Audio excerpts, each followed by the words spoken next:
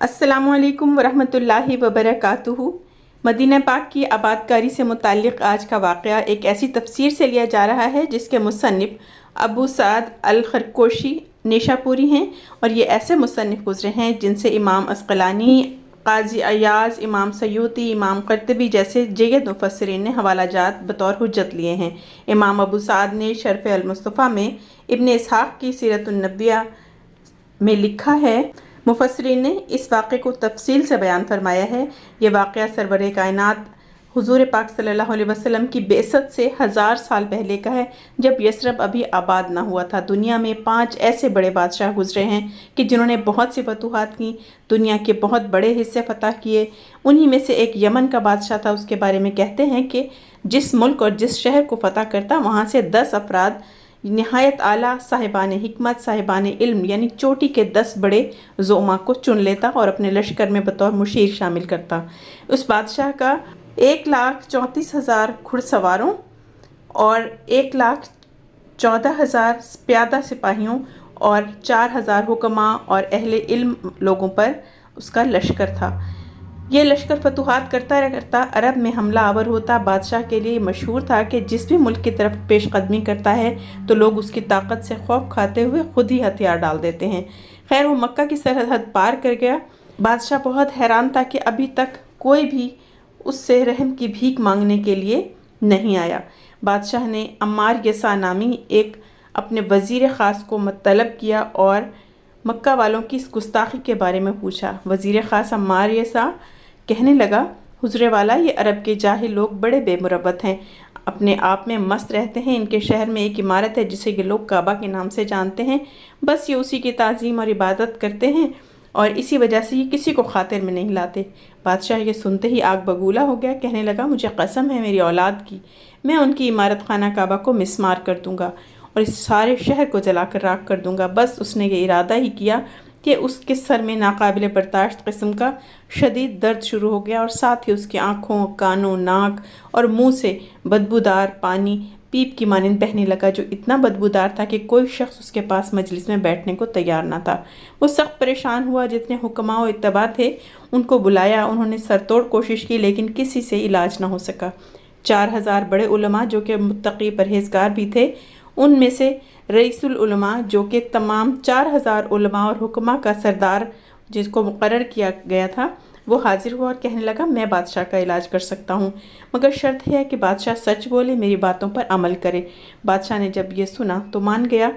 उसने बादशाह की खिदमत में हाजिर होकर बादशाह से पूछा, ये बताइए, आपने जहन में काबा को मिस्मार करने का इरादा किया था? बादशाह ने कहा, हाँ, ये मैंने किया था, और सिर्फ इस काबा को तबाह करने का इरादा ही नहीं बल्कि यहाँ के बासियों को कत्ल करने और सारे शहर को तबाह बर्बाद करने का इरादा किया था। उसने कहा, बस यही सबब है और यह मुसीबत नहीं टल सकती जब तक कि तुम इरादा न बदल लो और तौबा न कर लो।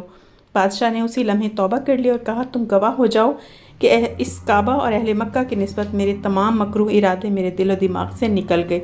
बस तौबा करने की देर थी कि बादशाह रवाना होने से कबल ही बादशाह के पीप बहना बंद हो गई, सर दर्द भी ठीक हो गया। वो अल्लाह पर ईमान ले आया, अपने क़यामगाह से दीन इब्राहिमी का पैरोकार बनकर निकला। काबे पर 7 ग़िलाफ़ चढ़ाए, अपने लश्कर को बुलाकर इस घर की हिफाजत के अहकामात जारी किए। बस यही वो पहला बादशाह था जिसने काबा को पहली बार ग़िलाफ़ चढ़ाया। उसके बाद बादशाह लश्कर लेकर आगे निकल पड़ा। फिर वो ऐसी जगह पहुँचा जहाँ कोई आबादी नहीं थी, बस पानी का एक चश्मा था। बादशाह ने लश्कर को आराम के गर्ज से वहाँ ही खैमे लगवा दिए। बादशाह को उस जगह का नाम यसरब बताया गया। बादशाह ने ऐलान किया कि रात यहाँ गुजार कर कल सफ़र पर रवाना होंगे। इस दौरान लश्कर में मौजूद 4,000 साहिबान इल्म का इजलास हुआ। उन्होंने बाहमी मशवरा किया और कुतुब समाविया का इल्म रखने वाले साहिबान बसीरत, उन्होंने हुज़ूर पाक सल्लल्लाहु अलैहि वसल्लम की आमद, बेसत, विलादत और हिजरत के तस्करों की पूरी पहचान जो रखते थे और जिनके पास सारा इल्म था, वो जानते थे कि नबी आखिरुज़्ज़मा सल्लल्लाहु अलैहि वसल्लम हिजरत करके इस यसरब नामी वादी में तशरीफ़ लाएंगे और इसे मदीना बना देंगे।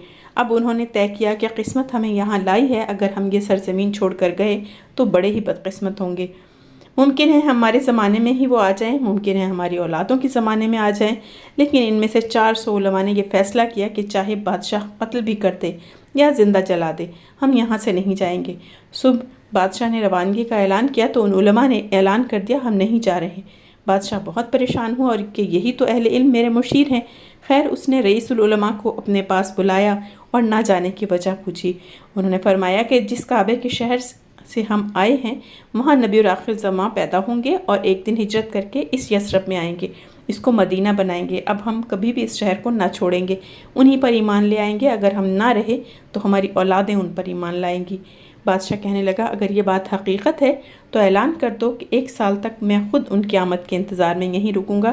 اب اس نے 1 سال وہاں قیام کیا، چونکہ 400 علماء نے فیصلہ کیا تھا کہ وہ یہاں سے نہیں جائیں گے، تو بادشاہ نے 400 علماء کے لیے ایک ایک گھر بنوا دیا۔ فتوحات نے ملنے والی خوبصورت لونڈیاں ان 400 علماء کے حوالے کی، ان کی شادیاں کرائیں۔ یثرب کی زمین میں 400 جوڑے اور 400 آباد ہو گئے، ان کو خوب مال و دولت سے نوازا گیا۔ کچھ سالوں تک کھانے پینے کی فکر چھوڑ کر بس اپنی بیویوں سے بچے پیدا کریں تاکہ نبی آخر زمان کی آمد پر شایان شان استقبال کیا جائے۔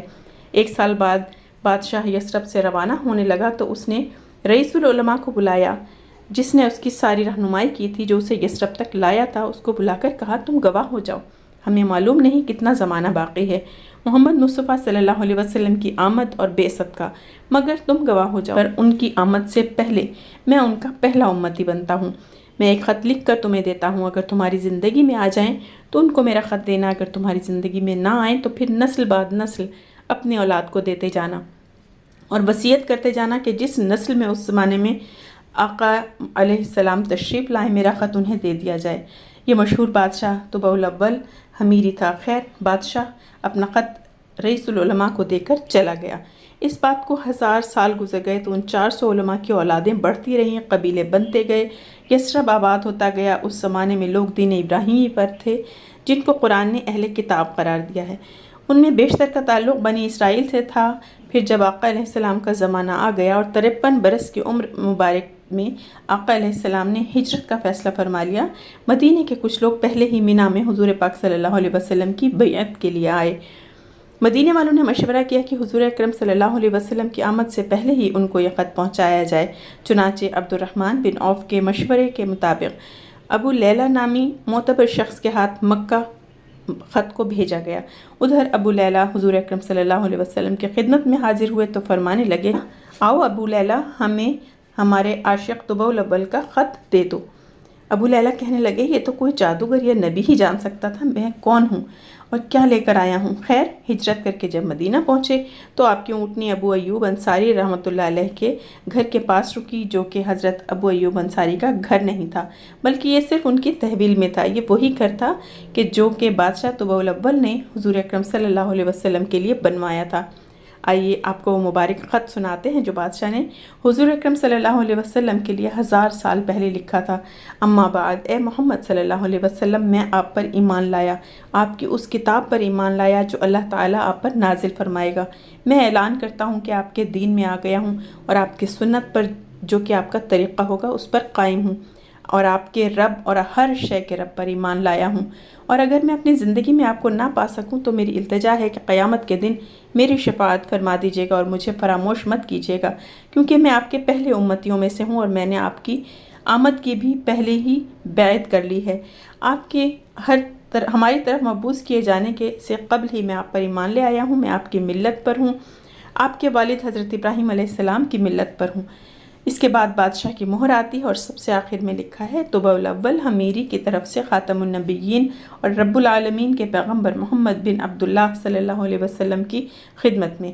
اللہ اکبر، کیسا سچا عاشق تھا بادشاہ۔ اللہ پاک ہم سب کو ایسا ہی نیک نیت اور نیک امتی بنائے، آمین ثم آمین۔ قیامت میں ہمارے عیبوں کا پردہ رکھ کر اللہ تعالی ہمیں شفاعت نصیب فرمائے اور حضور پاک صلی اللہ علیہ وسلم کی امت میں شامل رکھیں، آمین ثم آمین۔ ویڈیو پسند آئے تو لائک اور شیئر ضرور کیجیے گا، پھر ملتے ہیں، اللہ حافظ۔